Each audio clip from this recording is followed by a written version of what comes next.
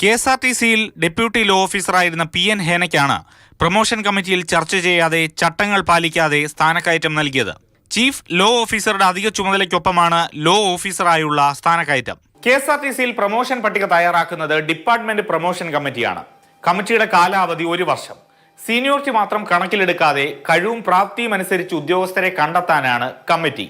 ഓരോ വർഷവും കമ്മിറ്റി കൂടി കാര്യങ്ങൾ തീരുമാനിക്കുമ്പോൾ സുതാര്യത ഉറപ്പാക്കാനുമാകുമായിരുന്നു.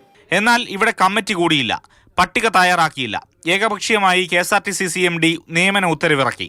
KSRTC chief executive, chief accounts officer, ഗതാഗത വകുപ്പ് സെക്രട്ടറി, ജോയിന്റ് സെക്രട്ടറി റാങ്കിൽ കുറയാത്ത സർക്കാർ നിർദ്ദേശിക്കുന്ന ഉദ്യോഗസ്ഥൻ എന്നിവരടങ്ങുന്നതാണ് കമ്മിറ്റി. 2024 ജനുവരി 30-നാണ് അവസാനം കമ്മിറ്റി ചേർന്നത്. കാലാവധി 2025 ജനുവരി 29-ന് അവസാനിച്ചു. പിന്നീട് യോഗം ചേർന്നില്ല. എന്നാൽ പ്രമോഷൻ ഉത്തരവിറക്കി. ഇത്ര തിടുക്കം എന്തിനായിരുന്നു എന്ന ചോദ്യമാണ് തൊഴിലാളി സംഘടനകൾ ഉയർത്തുന്നത്. രാഷ്ട്രീയ ഇടപെടൽ ഉണ്ടായിട്ടുണ്ടോ എന്നും പരിശോധിക്കപ്പെടണം. AK Stephen, Mathrubhumi news, Thiruvananthapuram.